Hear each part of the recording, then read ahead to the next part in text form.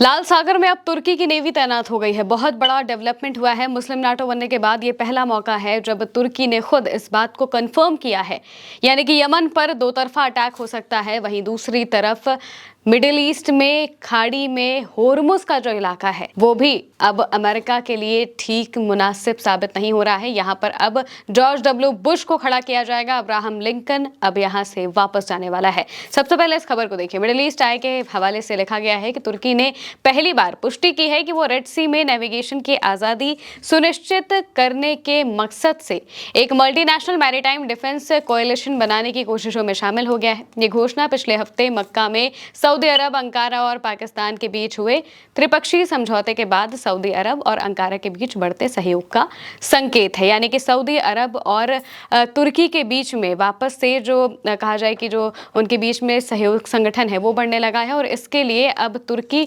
Saudi अरब की मदद करने यहाँ पर आ सकता है। दरअसल सऊदी अरब पर लगातार यमन की तरफ से हमले हो रहे हैं। यमन में जो हूथी संगठन है वो लगातार हमले कर रहा था और बाबल मंडेब को पूरी तरह ब्लॉक कर दिया गया है, जो कि लाल सागर में पड़ता है। चोक पॉइंट है, मैरीटाइम चोक पॉइंट है।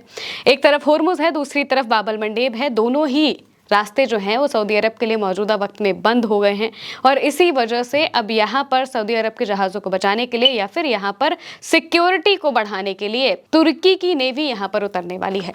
क्लैश रिपोर्ट के हवाले से एक और खबर है, ये खबर भी जरूरी है तुर्की के बारे में, आगे और डिटेल में आपको बताएंगे। सबसे पहले इस खबर को देखिए। क्लैश रिपोर्ट के हवाले से लिखा है, गिरते मनोबल की खबरों के बीच यूएस नेवी ने एयरक्राफ्ट कैरियर बदले। यानी कि मनोबल गिरने, सप्लाई की कमी और बहुत ज्यादा थकान की चिंताजनक खबरों के बाद पेंटागन यूएसएस अब्राहम लिंकन की जगह यूएसएस जॉर्ज वॉशिंगटन को मिडिल ईस्ट भेज रहा है। जॉर्ज वॉशिंगटन को मिडिल ईस्ट में भेजा जा रहा है ताकि जो अमेरिका के सैनिक हैं अब्राहम लिंकन में करीब 9 महीने से तैनात हैं, उनकी जो हालत है वो इतनी ज़्यादा ख़राब हो चुकी है कि वो अब्राहम लिंकन से कूद कर अपनी जान देने वाले थे। 6 से ज़्यादा सैनिक कूद कर जान देने वाले थे। ये खबर जब सामने आई तो भयानक हड़कंप मच गया और डोनाल्ड ट्रंप समेत जो रक्षा सचिव हैं पीट हेगसेथ उन वो सवालों के घेरे में आ गए और तब नया फैसला लिया गया है। दरअसल ये जो सैनिक है ये काफ़ी ज़्यादा परेशान हो चुके हैं क्योंकि उन्हें ठीक से खाना नहीं मिल रहा है, ठीक से पानी नहीं मिल रहा है, बहुत सारी चीज़ें नहीं मिल पा रही हैं और तो और ये जंग खिंचती ही जा रही है। कहीं से भी इसका एक एंड नहीं दिख रहा है, जिस वजह से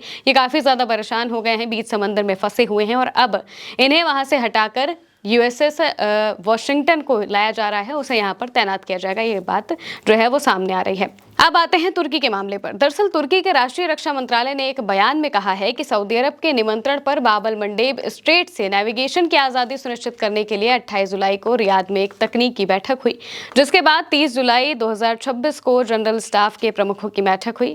मंत्रालय ने आगे कहा कि तुर्की जद्दा में मैरीटाइम डिफेंस कोएलिशन बनाने पर एक और समन्वय बैठक में भाग ले रहा था। बयान में कहा गया कि खाड़ी क्षेत्र में तनाव कम करने और अंतर्राष्ट्रीय व्यापार का निर्बाध प्रवाह सुनिश्चित करने के लिए सऊदी अरब के अधिकारियों के साथ काम जारी है। दरअसल जुलाई 2026 में तुर्की ने सऊदी अरब के नेतृत्व वाले मल्टीनेशनल मैरीटाइम डिफेंस अलायंस का समर्थन किया था।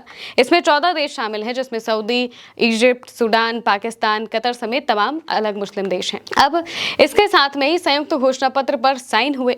अगस्त 2026 में चार्टर पर औपचारिक हस्ताक्षर की खबरें भी सामने आ गई और इसका उद्देश्य था हूथी हमलों और क्षेत्रीय समुद्री सुरक्षा को मजबूत करना। अब जुलाई 2026 से ही हूथियों के जो हमले हैं वो चालू हैं सऊदी अरब पर। उन्होंने नाकाबंदी भी लगा दी है। सऊदी अरब के जहाज़ों पर वो जब भी वहां से निकलते हैं तो उन पर हमला हो जाता है। तेल टैंकर्स पर, जहाज़ों पर मिसाइल और ड्रोन से अटैक हो जाता है। सऊदी ने जवाबी एयर स्ट्राइक की। इसके वैश्विक व्यापार और सऊदी तेल निर्यात प्रभावित हो गया।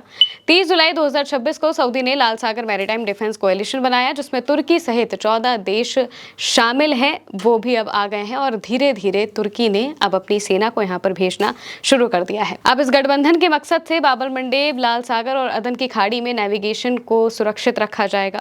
7 अगस्त 2026 को मक्का में मक्का पैक्ट यानी कि मक्का ज्वाइंट डिफेंस एग्रीमेंट पर साइन होते हैं। इसमें सऊदी अरब, तुर्की और पाकिस्तान शामिल थे। इसमें कहा गया कि किसी एक पर सशस्त्र हमला तीनों पर हमला माना जाएगा, जैसा कि नाटो के आर्टिकल में है, बिल्कुल वैसा ही, और इसी वजह से इसे मुस्लिम नाटो कहा जा रहा है। ये सामूहिक रक्षा और सैन्य सहयोग बढ़ाने वाला समझौता है। अब इस समझौते के बाद भी यमन के जो संगठन है वो कुछ अटैक करते हैं सऊदी अरब पर, लेकिन उस वक्त तो ना ही पाकिस्तान और ना ही तुर्की की तरफ से कुछ कहा गया। लेकिन अब तुर्की ने अपनी नेवी भेजने का ऐलान कर दिया है कि वो लाल सागर के इलाके में अपनी नेवी को यहाँ पर खड़ा करेंगे और ये सुनिश्चित करेंगे कि सऊदी अरब पर अटैक हो तो वो उस अटैक से डील करें, जिसका मतलब है कि अब इन दोनों देशों के बीच में कहा जाए कि जो रिश्ते हैं वो काफ़ी बेहतर होते जा रहे हैं। और वहीं दूसरी तरफ ईरान इन चीज़ों को काफ़ी ज़्यादा बारीकी से देख रहा है। ईरान ने पहले ही ये बात कही थी सऊदी अरब से कि आप चाहे जितने भी अग्रीमेंट्स बना लीजिए, लेकिन जब तक आप अमेरिकी सेना को अपने देश से बाहर नहीं करेंगे, इस मिडिल ईस्ट से बाहर नहीं करेंगे, तब तक आपकी सुरक्षा तो नहीं हो पाएगी। ये बात उन्होंने साफ कही थी।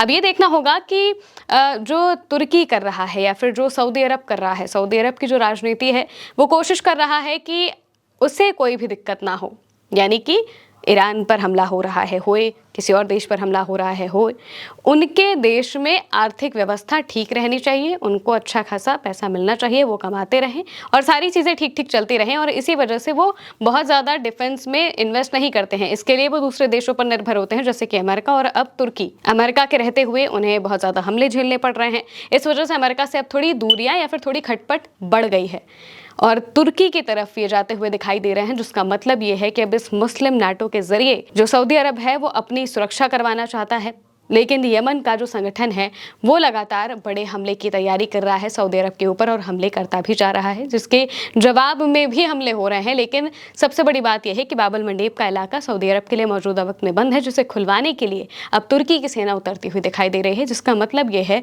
कि मिडिल ईस्ट की जंग का दायरा अब बढ़ता जा रहा है, नए देश भी इसमें एंट्री करने लगे हैं जमीन पर। फिलहाल के लिए मेरे यानी महिमा के साथ इस खबर में इतना ही। आप देखते रहिए उल्टा चश्मा न्यूज़।